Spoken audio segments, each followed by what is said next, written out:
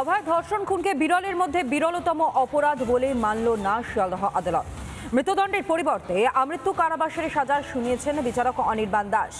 রায় হতাশ গোটা দেশ। সেটা যদি বিরলের মধ্যে বিরলতম অপরাধ না হয় তাহলে কোনটা? বিচারের নামে প্রহসন দেখল দেশবাসী।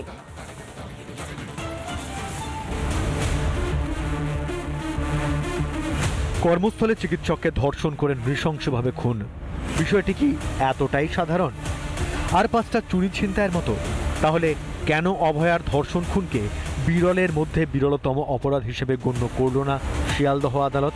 এটা যদি রেয়ারেস্ট অফ রেয়ার ক্রাইম না হয় তাহলে বোধহয় নতুন করে আমাদের জুডিশিয়ারি নিয়ে ভাবার এবং জুডিশিয়ারি নিয়ে অ্যাপিল করার চিন্তা ভাবনা করতে হবে। সঞ্জয় রায়কে মৃত্যুদণ্ড না দেওয়ায় ফুঁসছে গোটা দেশ। হতাশ মুখ্যমন্ত্রী মমতা বন্দ্যোপাধ্যায়ও।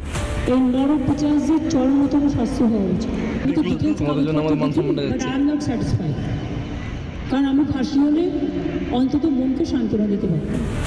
5 মাস ধরে মানুষের আন্দোলনের শেষে এই রায় প্রশ্ন তুলে দিয়েছে অনেকগুলি।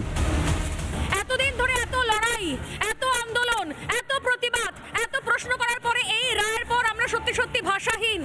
সত্যি মানুষ প্রশ্ন করবে, এবার আর কাউকে থামানো যাবে না যে আসলে বিচার চলছে নাকি বিচারের নামে প্রহসন হলো। বিচারক না মনে করলেও বিজেপি কিন্তু মনে করে অভয়ার ধর্ষণ খুন বিরলের মধ্যে বিরলতম অপরাধ। আমরা এই রায়ে খুশি নই, আমরা মনে করি এটা বিরল থেকে বিরলতম ঘটনা। ঋষি বঙ্কিমচন্দ্র লিখেছিলেন, আইন সে তো তামাশা মাত্র, কেবল বিত্তবানরাই পয়সা খরচ করে সেই তামাশা দেখতে পারে। আজ বোধহয় সেটাই প্রমাণ হয়ে গেল।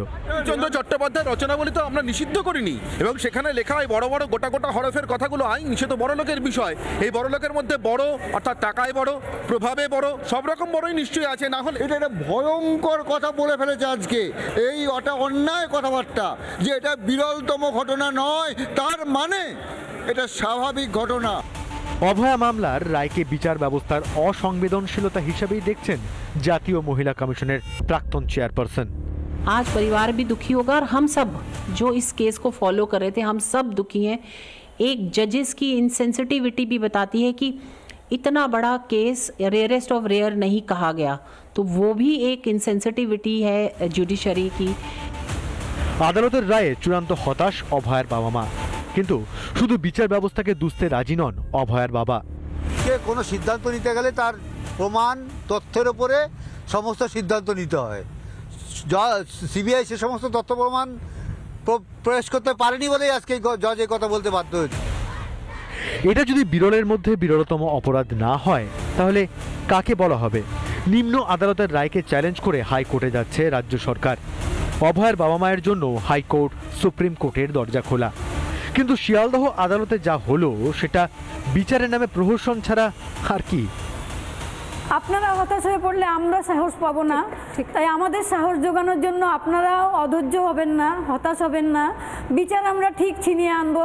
আপনারা যেমন লড়াই করছেন, আমরা যেমন কোর্টে লড়াই করব, রাস্তায় আপনাদের সঙ্গে আন্দোলন করব, প্রতিবাদের আগুন জ্বালান আপনারা, আমরাও সঙ্গে থাকব এবং বিচার ছিনিয়ে আনবো।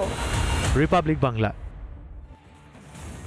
নানা ধরনের কন্টেন্ট দেখার জন্য লাইক করুন, শেয়ার করুন আমাদের ফেসবুক পেজ, সাবস্ক্রাইব করুন আমাদের ইউটিউব চ্যানেল। পাশাপাশি অন্যান্য ব্রেকিং নিউজের জন্য অবশ্যই চোখ রাখুন রিপাবলিক বাংলায়।